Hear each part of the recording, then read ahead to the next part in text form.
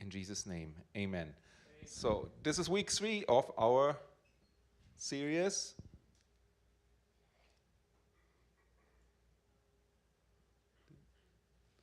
Dramatic pause.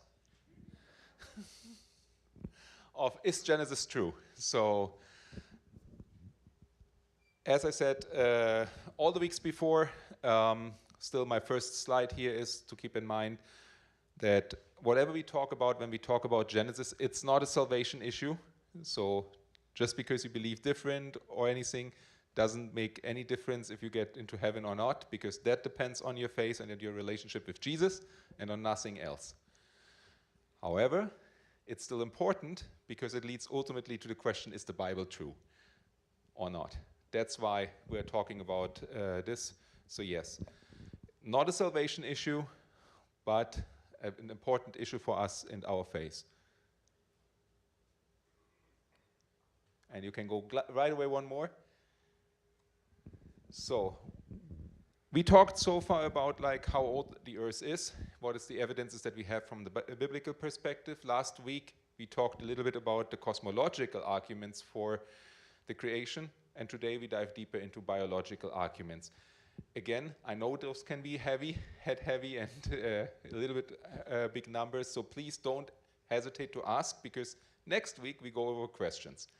Again, I will try to make this as visual as possible, all the answers, but yeah, let's dive into it. The first thing that we want to talk about is like a little bit of a reminder on what are the key points of evolution? Because if we want to talk about creationism, we also need to understand what is the scientific arguments or the arguments given against it. So I'm summarizing up here briefly what actually Darwin wrote down and meant with evolution, and what we mean with evolution when we talk about it. The first thing is, evolution means that we try to explain everything that is only by looking at natural laws and processes. I personally think that was one of the first things that led to Darwin's mistakes, because he purposefully said, like, you can't believe in God if you do this. No, you can. And we will see how it changes things later on. Then, everything that developed from a simple to a complex state. So there must have been something simple that over time became more complex. As we will see later, this kind of like violates the principle of increasing entropy. If you never heard about this word, basically everything that is created, everything that has a state, tends more to get into a chaotic state than into an ordered state. Evolution assumes exactly the opposite, that everything that is chaotic becomes into a more ordered state. So how can you imagine this principle is usually in physics given. An ice cube has a very ordered structure. If you put the ice cube into some sunlight, it becomes a puddle, which has a less ordered structure. It's more chaotic. If the sun is very hot, it becomes steam and is even less ordered. You don't see really an ordering mechanism in this sense if complexity is increased. Other things of evolution. Evolution believes that variation comes due to mutation and genetic recombination. So there's something that is new, gets new combinations, and that's how you get more variation. But you need variation in the first place, because if there's no variation, then nothing can recombine to something new. The next thing is there must be inheritance of traits. So you must be able to give your traits further to the next generation. Otherwise, well, whatever benefit you had ends with you. Survival of the fittest. It needs to be beneficial for the species to carry on. If it's not beneficial, then why should it survive you or the next generation? It won't. That's a key principle of evolution. That's why I say, like, yeah, only the fittest, only the one that is best actually survives. And the last point, it needs a long time. So with all this, this is basically very rough overview what evolution in a biological sense means. So the next thing that we need to ask ourselves is, how did Darwin came to this point, And what did he actually observe? And I have a short video here for you, because this is what he not observed. And now you can roll the video. It's a little bit of a spoiler.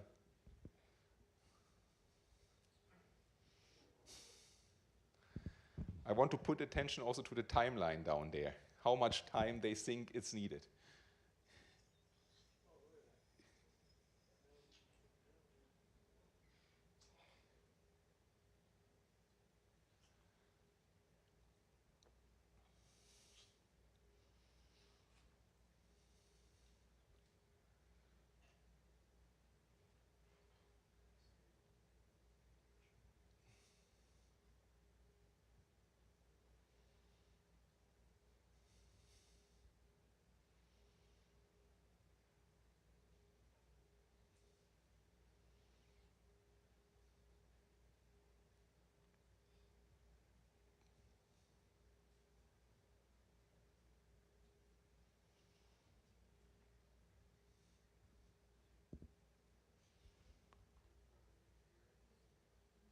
All right, so this is actually what evolution believes what they saw. No one observed this ever. So that's the interesting key point. Also, what I like to highlight is, if you paid attention, is like how many millions of years are between the individual stages, and then at the end suddenly there's less million years and it becomes closer and closer to the actual thing. If you would roll back the video, you would see that around 4,000 years, we see that it's actually a chicken. Before we didn't see it actually at all as a chicken. So we can make our assumptions there with the timeline. But what Darwin actually observed was this in his books. A lot more of those birds, but he basically observed that on his islands, and Galapagos Islands, those birds had different beaks, depending on the function and the food that is available. That's why he came up like, yeah, but they're all the same birds, just like different beaks, depending on what was best for the given island and the given environment. Yes, are they genetically related to each other? Absolutely. But what we see here is, and if you remember last week when I talked about the types of evolution, that's microevolution. That's just different species within the same kind, within the same race. There's no added complexity to it. Just because the beak is different, we don't suddenly see this bird having scales or being like as tall as a house. Take whatever you want as an attribute there. We don't see it. It was never observed. That was his actual observation. And with this, I want to go to a small experiment. I need one person who's willing. Okay, Ruth, you want it? All right, let me take you something. Just so everyone sees, I have a few blocks here. I want you to try to form a tower out of those blocks. However, the only thing that you can do, you can sit there in the corner and you just mix the blocks like this. Let me know when all the blocks form one tower. No, just mixing the blocks until they form one tower. Over there, you can sit there in the corner. We'll ask you, so we'll see. And remember, you can only mix it. You cannot touch the blocks individually. You will see later why. Let's talk a little bit about logistics. I think every one of you here have ordered in his life at Amazon or any online store. Yes? What question? No. Okay. Everyone has ordered. So if you know a little bit about it, what usually happens when you order, your order goes to a call center or to a first center that actually receives your order. Then they send it to the manufacturer or to the distribution center. They label it, and eventually, a few days later, someone delivers it in front of your door. What was very simply said here is an extremely complex problem. It's not an easy task, yes? That's very loud. Okay, Ruth, any success? some together, but no tower. You can put it down for now. You will see later why. Thank you, Ruth. So it's a very complex task that involves many steps to get the right product from the right distribution center to your address all in time. So if you ever ask someone who works in logistics, super complex topic. It's actually such a common problem that it is a task for artificial intelligence to find the shortest way. Just as a spoiler, as far as I know, humans are still better than any AI.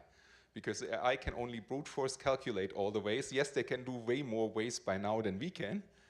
But technically, if you would match it, you would always, as a human, outmatch it because your brain is way better in finding the shortest way just by looking at the task than an AI who has to calculate it.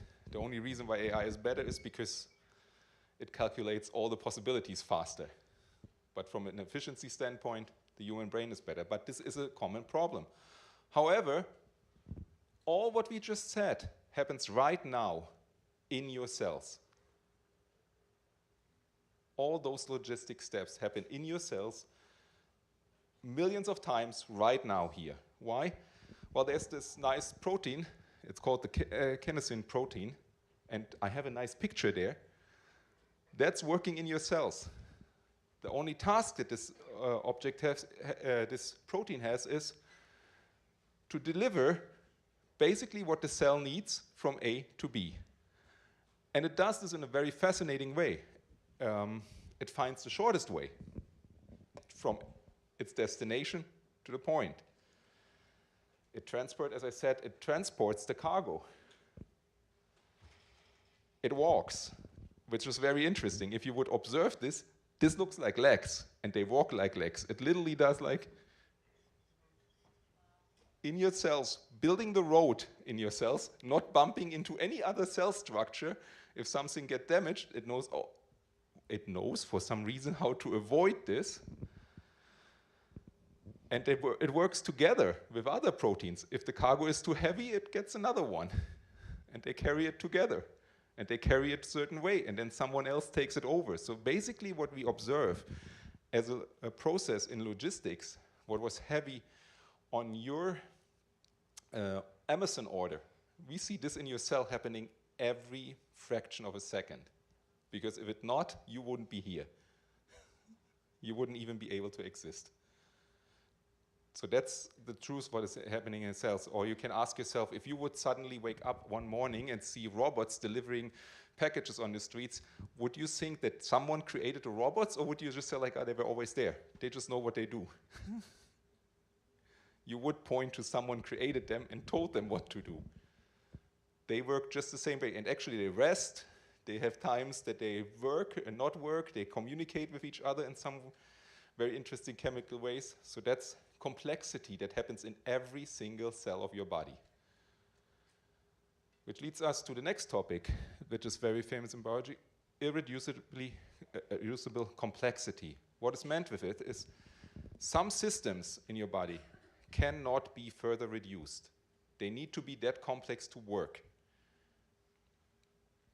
Because if they are not having this level of complexity, it doesn't work. So they need the minimum. This leads to, in the last weeks, I mentioned, for example, giraffe. Giraffe is the macro level of it. If you know the giraffe, it has a long neck. It has longer forefeet. The feet in the front are longer than in the back, and has a stronger heart. On a very simplistic level, all those three parts need to be present, not only to have a giraffe in the first place, but to even survive. Because if the long neck would be alone as a trait, there wouldn't be any blood making it ever to the brain. And I guess you know what that means. If the long legs would be the first trait, well, then the poor giraffe would never get any food, because how do this get the head down or water? You know what that means. And if you have a strong heart and no means of getting enough food, well, starvation is probably also not your best option for the category survival of the fittest. And we can take this a step further. Now we look into the amoebae. And there's the flagellar motor, and I like this picture. The small picture is a man-made invention, a typical motor. The picture next to it, exactly this one, is how the motor looks in this small organism. Perfectly fine-tuned proteins working together and working as a mechanical motor that probably the best of us will have a hard time to assemble. Yet it works, and it needs a minimum, and that's what scientists found out, this motor needs a minimum of 40 specific proteins. Keep this number 40 in mind to work. If you're very, very smart, you maybe can reduce it to 30 proteins, but not more or less. So you need a lot of very specific chemical compounds to make this work. Yet, if you look into your microscope and you have luck to see one, you see that it works. We just talked about the kinesin proteins and their complexity, that they work. Interestingly enough, as a next point, evolution, or the principles that are behind evolution, have no observed mechanism to preserve half states. So there's never been any process observed like, okay, maybe there was something that just got us halfway there, it got then, and then the other half came later. No. It either is everything or nothing. That's the only process that we can see. Either the functionality worked or it didn't work. Halfway worked and preserved doesn't exist. All this points to a creator. Because just as we see the motor, someone intelligent put it together, knowing exactly what he was doing. And with this, I want to introduce you to again to the concept we talked about, chemical evolution. Just short, chemical evolution means non-life become life. It's the very first step. Because if you believe in evolution, we need to explain how something that was not alive now becomes life. And what is the probability is. So let's think of a simple genome for this probability. This is 200 to 300 genes. You will get an understanding of those numbers just in a little bit as we look deeper. And if we only use naturalistic processes, so we do not allow any creator. So basically, all what we say is just mutation and random recombination. How long would it take us to assemble such a gene sequence? Well, our chances is 1 in 10 to the power of 200. So that's a huge number. As I mentioned before, 10 to the power of 80 is the number of all atoms in the visible universe, observable universe. So significantly larger number. To give you another example that I heard is, if you want to achieve this, your luck is, as if you are blindfolded, pick a specific atom from all the atoms of the observable universe on your first try. That's the odds of this happening. And that's just for a simple gene. That's just for the level of like something becomes something organic that we can start counting as life. So I'm not talking about a human here or an animal. That's just like maybe a first living cell. That's your probability. So if we put this against the age of the assumed age of the Earth of 4.5 billion years, it's virtually impossible. There is not enough time to even make this happen. So your chances are not great. Looking at something else in chemical evolution is, let's say we want to form a single functional genome of 1,000 base pairs. So if you, I hope everyone remembers a little bit biology in our DNA. So base pairs is basically the DNA, the language of life. So you always need to have 2 together. This is the code. 1,000 nucleotides is roughly, we get into the area where you can encode a single protein. So normally the average number is 1,200 of those base pairs that give you 1 protein in an animal or a human being. So that's how long this word, think of the DNA as a long word of at least 1,200 characters that needs to be specific and match. That's what you need. That's what is meant with a gene. So this is like your base to even form one protein. Remember the motor? That's 40 proteins. So that's this times 40. Again, there's no process ever observed that any incomplete word is preserved. So you need to hit your 1,200 or 1,000 characters on the spot. There's nothing that you can say like similar to those blocks. I cannot say, oh wait, I made a small tower, I put it aside, and now I mix the other, and then no, it needs to happen all at the same time to make this work. It is a specific and very well-defined sequence. There is no margin for error. One letter off. In your best case, it's just a letter off, and maybe your hair is now darker than it was supposed to be, but in the worst case, you're dead. And it didn't work. Your chances for this is 1 in 10 to the powers of 600 to hit this. So, yep. And we just realized before that 1 out of 10 to the power of 200 is impossible in the time. So how is then this number possible?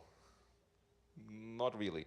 And just to give you a few more examples, we talked about how long this word is, and this was just an example with 1,000 characters. The human genome has roughly 3 to 3.2 billion characters in complexity. That might be a big number to imagine. We all remember probably 2019, 2020. Just to give you an idea, the COVID-19 virus has 30,000 characters in its sequence. So 1,000 is really almost nothing. We can, it's simpler if you want to know, the Ebola virus has 19,000 characters in its code. So still, 19 times more than what we had there, and proved already, no, by natural processes, you are in a realm, and Andrew can probably correct me, probably every serious mathematician would call impossible in terms of probability, even so probability never talks about impossible, but it's virtually impossible. Just as impossible that if you would have had Ruth mixing the stones, you almost guarantee she would not come up with a tower by the end of the session. Even so, the stones have everything they need to become a tower. Because if I tell her, build a tower, because she knows what to do and has a very clear plan, she can easily do this. So that's the need of a creator that we see. Talking about very briefly about the chances for a functioning protein, because it's not just that we need a protein. This is the chance for 150 amino acid long protein is 1 out of 10 to the power of 77. And as I mentioned earlier, 400 amino acids is usually what any animal and human protein has. So that's your chance. And just to compare, 10 to the power of 40 is the assumed number of all organisms that ever lived on the Earth. So your pool of chances to try it is not even big enough in time. Why do I say all this? Yes, I know that this is all a lot of big numbers, and I just want to show you like that's what is hidden if you believe in evolution. If you believe in evolution, then you say like those probabilities happen because I'm here and I can speak to you. I'm the living proof of those probabilities. Or is a more logical explanation, there was someone who created us, who had a very clear plan and made us. That's the question that we try to answer.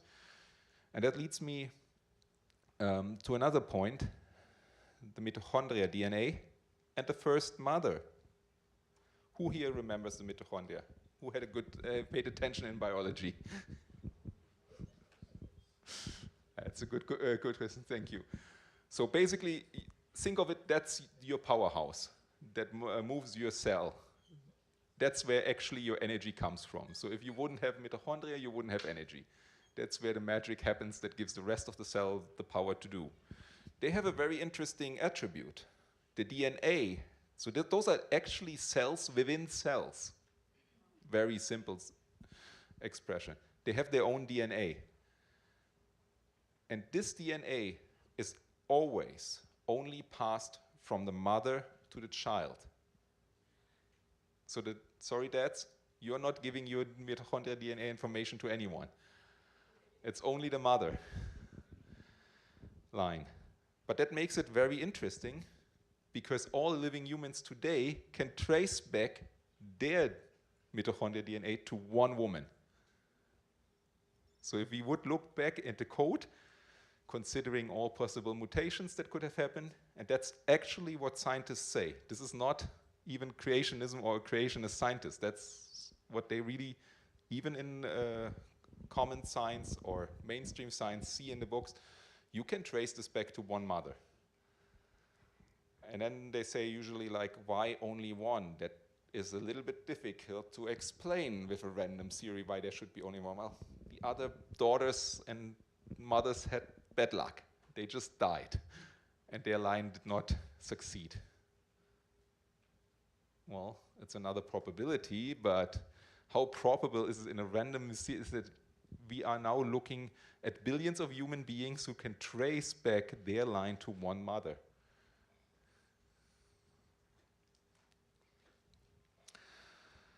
I mentioned this in the first week, the Y chromosome. So now, man, that's your point, because that's what you pass on to the male generation.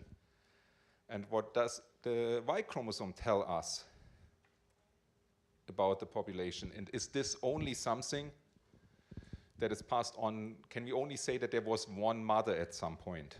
Or can we go even further and prove it even more? No, it's not just the mother. This is again, this could be a topic for itself. I just want to highlight it briefly here. What you see here on the screen is a graph of someone who works in biochemistry and in genetics. Actually, the scientist started out not to try to prove creationism. He is a creationist now, but he was just working in his field, and he detected that you can also think about how many mutation and the mutation rate, again, changes, recombinations in your genes that naturally occur, and they have a certain probability. So we know how many mutations technically per generation pass on, to make it logical and not too drastically. And he saw, like, on the Y chromosome, if we apply this number and we think about this number and tracing back how many mutations, because again, it depends also how many humans are alive, because every human would technically be a potential for a mutation. And if we trace the number back, we are ending somewhere, I'm not sure if you see it, roughly around minus 2500 BC. That is the most logical origin, where everything traces back to one person.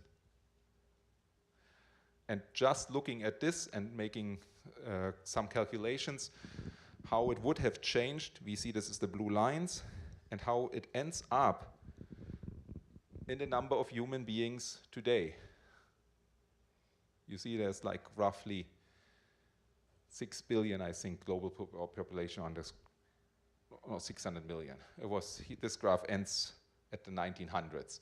So, but you see that the development of human population on the Earth matches the rate of mutations we would have observed in the Y chromosome over the same span of time. That's what this actually says. A bit hard to see the graph. Let's take the other picture. It shows basically this, a family tree. I will show you what those letters mean. Those are basically main groups of those mutations detected. And you can see they all eventually originated from one source. If we put this one more, I think the world map is a little bit easier to say. So we know from the Bible that 8 humans survived the flood. Adam and his family. Noah and his family. Thank you. Noah and his family. So if we look at the map now, these are the variations roughly 700 years after the flood and their distribution that they found. Interestingly enough, it's exactly 8 variations. Some of them have not yet split. That's why you see those bigger numbers together, where the genome is still like technically 1. So the variation hasn't split. If we go a little bit further, one more, this is 25 years ago. The same variations and how they have distributed across the world. I think we did a good job from one point. And we still see those same mutations. And you could see technically here how humans traveled, how we actually spread the world. Again, this is a long topic. How could be 8 people ending up being 6 billion people or 8 billion, whatever the actual number is. But you can see that even like one interesting thing is here, you see with the R1b, you see it in North America too. Why? Well, because there was someone who traveled with a boat over the Atlantic Ocean from Europe and brought his genetic information over here. Now it's here. That's how this all spread. And there are interesting things that if you really look into this data, you see how the story of Joseph, of early human tribes that we see in the Bible is even in this graph already in there. How they traveled, how they built Stonehenge, and how they came back to Egypt, and how this intermixing and how quickly actually human beings been around. And yeah, another interesting fact is that I learned from my own parents is like they have been all archaeologists. Roughly in the last 10,000 years, there was no major DNA change in human beings. We're still technically the same. The reason that we are a little bit taller, maybe a little bit taller in both directions, has more to do with the fact that we have way more nutrition available and methods to train the body than what was back there available. But it has nothing to do that our genes has changed. We're just more, or in other terms, well-fed. The same thing that we do to our cows just to get more of the cow. Well, that's what we basically do. All of this leads us to a very interesting point, and that is Adam and Eve, the origin. And I have to say a little bit of a disclaimer here. Yes, Adam and Eve are the origin. However, we need to keep in mind if we talk about one father and one mother in the beginning, strictly speaking, that's Noah and his wife. Because everyone else took a longer swim. Yes, and you know the sons and daughters of Noah and his wife survived, but if you talk about sons and daughters, we already know that the genetic code is the same. Because that's what we would expect at this point. But yes, the observational evidence points to Adam and Eve. It points to a single origin at some point in time. That is not millions of years ago. And even if we are looking in evolution, strictly speaking, even evolution requires an Adam and an Eve. Because at some point we learned traits need to be inherited. So to be inherited, we need to obey all the inheritance laws, which means for humans, usually you need a male and a female. And they both need to have the same trait. Or at least the trait needs to be dominant enough and beneficial enough to pass to the next generation.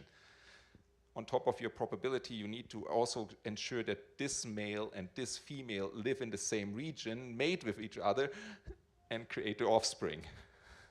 If they don't like each other, you have a problem. It doesn't matter how good the traits are. If they don't like each other, nothing happens. So,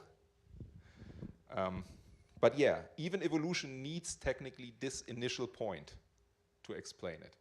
Or it needs to say like, okay, it happened at several points and there have been several of those rare occasions and they all matched. And then we played dice. Albert Einstein famously said, God doesn't play dice. He knows what he's doing. And I think that's the key here. The Bible clearly talks about that Adam and Eve were the origin. Jesus made it very clear. So if we accept that Jesus is God, Jesus said it.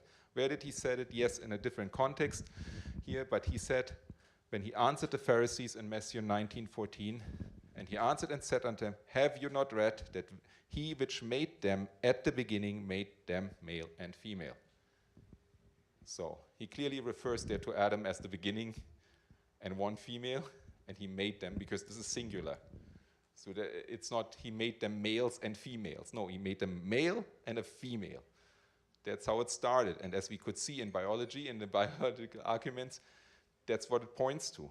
And that leads me to another experiment, and I want one more person here. Maybe not a kid this time. No, not a kid. Any of the adults who want to come?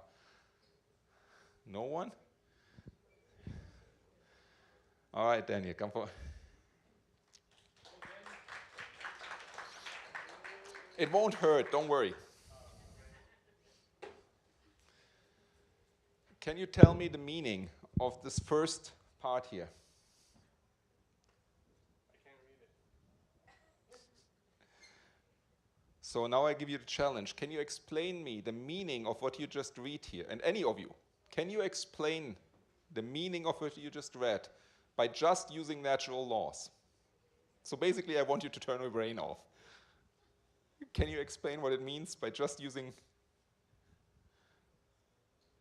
evolution? No one can. It's a famous example, actually, that some mathematicians used in discussion. Thank you.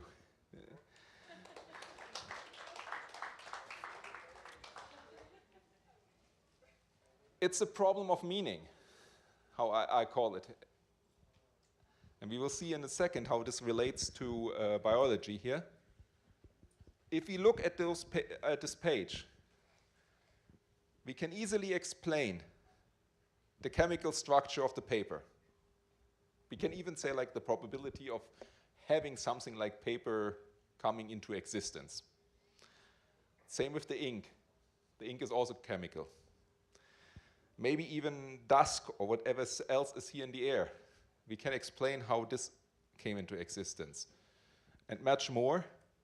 But what we can't do, we can't explain what those characters mean.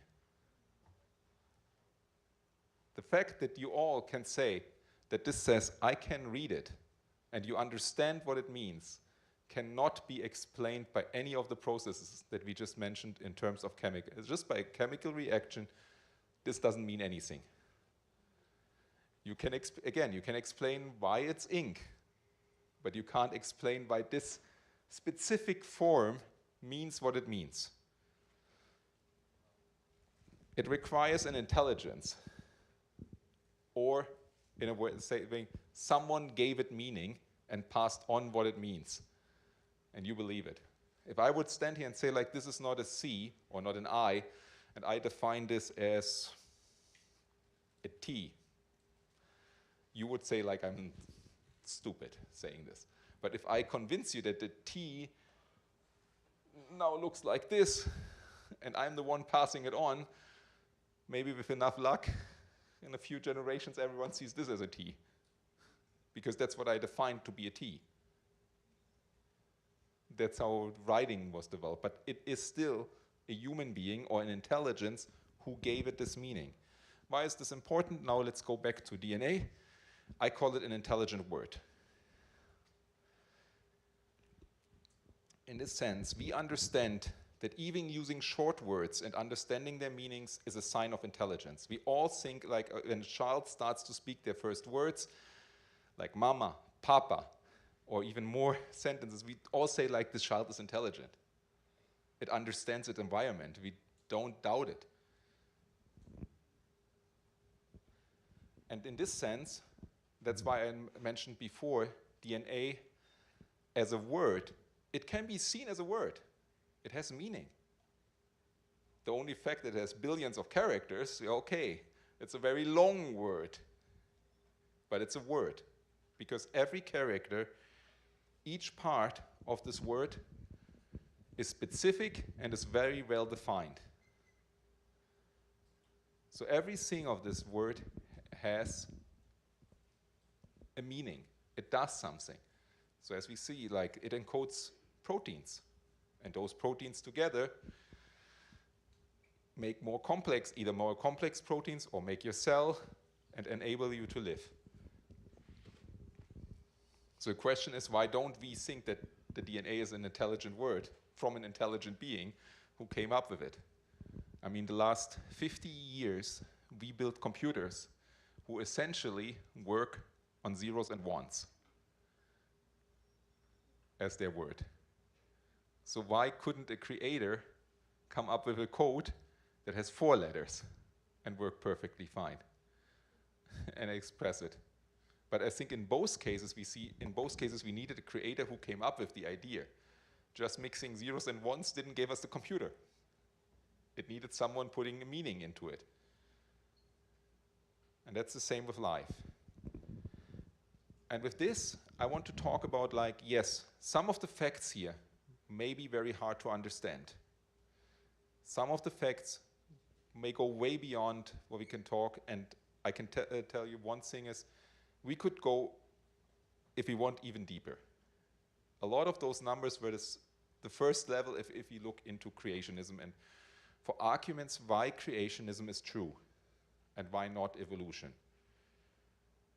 Why do we talk about it is because I want to encourage you, independently how much you take from the individual arguments, is faith is not blind. Believing in God, believing in the Bible as a creator is not a blind faith. There are arguments for it. Just as scientific as arguments are against it or made in a different direction. So faith is not at all blind. Let not anyone tell you just because you believe you are less intelligent or you don't understand what's going on. That's not true. You probably understand what is going on. You just have different, what we said in the beginning, axioms, starting points, core beliefs. Your interpretation is this part. We do have very clear scientific arguments to believe in creation and in God. Just as the Bible told us. The entire creation testifies God.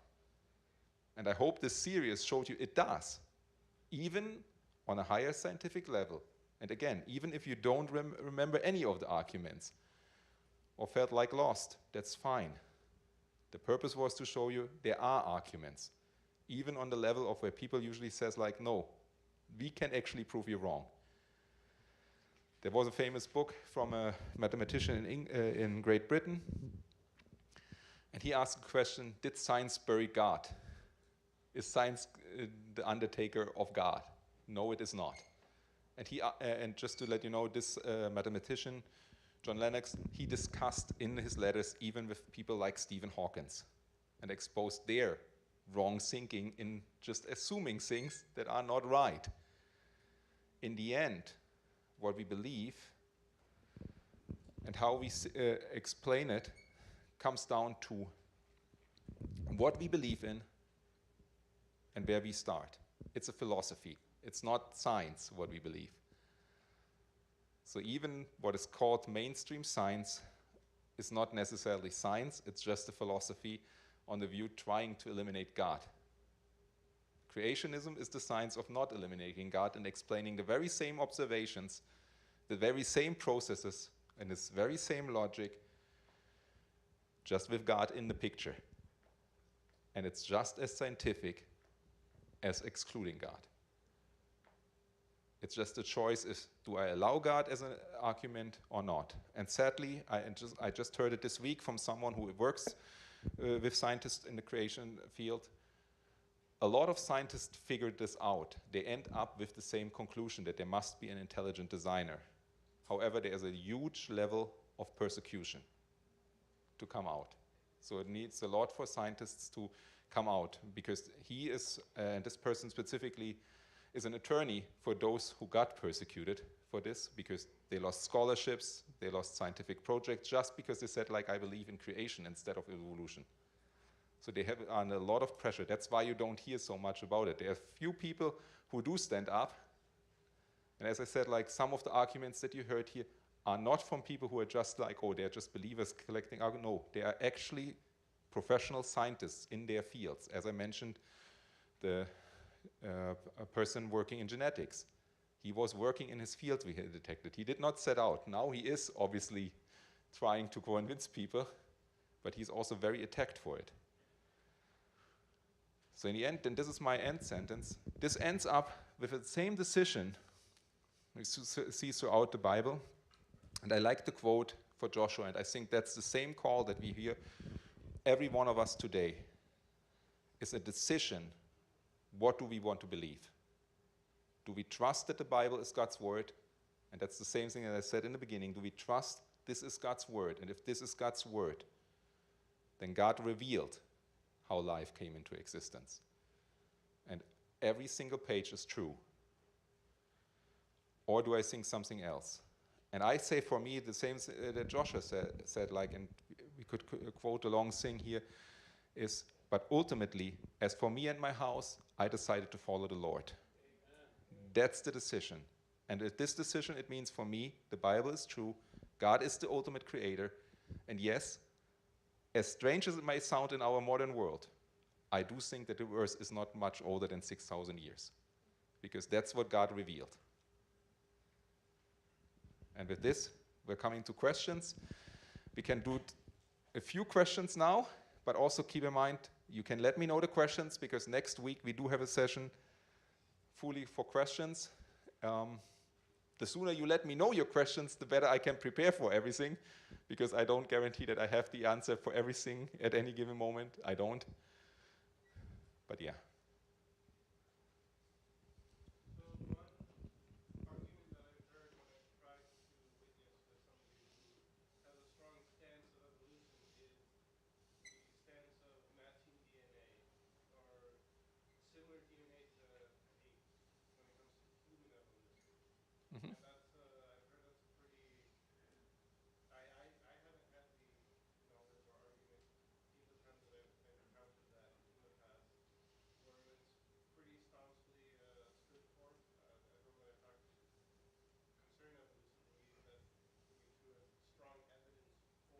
Mm-hmm.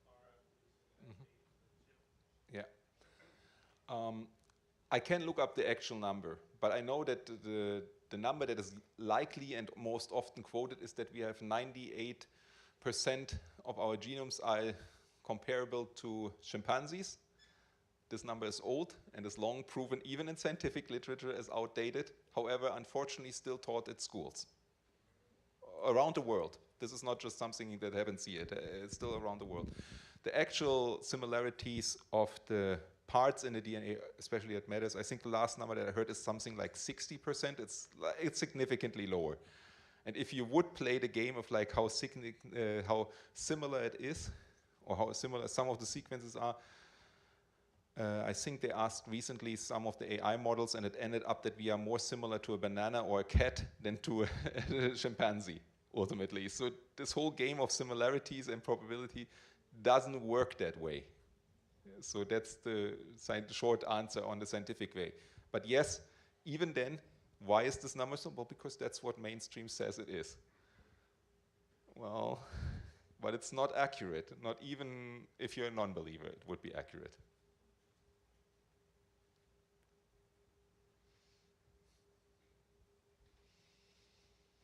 All right.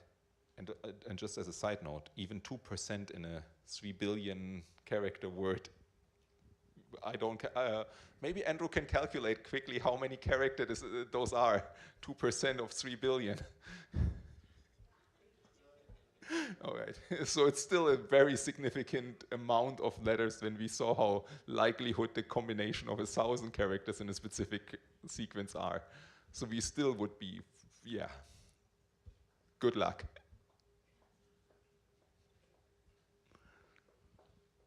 Any other questions? Well, yeah.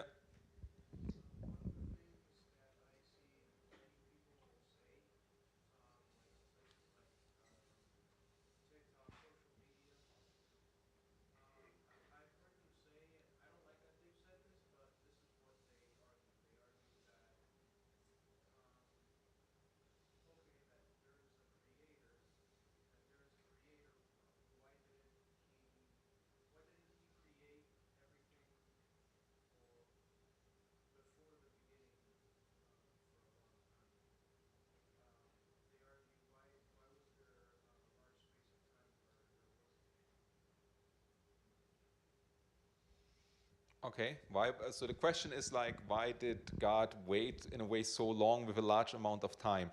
So this is like something I tried to address in the very first week.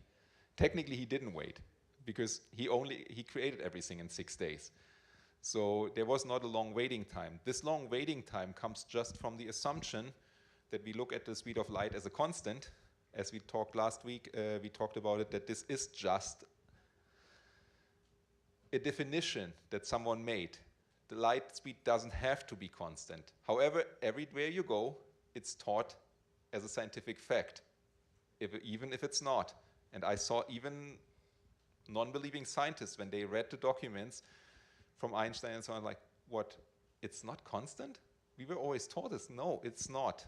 It's just the convenience that we make it constant. However, if you now think further, and that's your argument, is like, if the speed of light is not constant, then you can't look out in the stars and say it's like this is millions of years ago. Because you are losing this argument. What if the light, and I do think the speed of light is infinite, which means like basically if I look at the stars right now, I see them as they are right now. Not millions or billions of years ago. I see them as they are right now. So then I can't measure distance with it. If I can't measure distance, I can't measure the time something needed from A to B. That's the short answer to it. All right, so we're at the end of the time for today. So I want everyone to have a good time and get home on time. Sergio, you have any announcements? Thank you. You know, one thing that blew me away was that no amount of randomness can come up with intelligence. I thought that was cool. You know, that the randomness of evolution could never have come up with intelligence. There had to have been intelligence so that we would be intelligent. Anyway, a lot of this stuff went over my head, but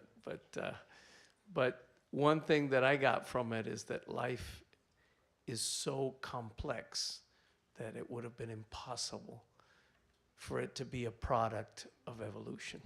Impossible, totally impossible. But anyway, announcements. Friday, New Believer Bible Study, small groups. 3 people approached me on Sunday, said they wanted to get baptized. So I'm going to conduct the baptism study on Friday, along with, Anthony, I think you can do the other study, right? We're good? Okay, awesome.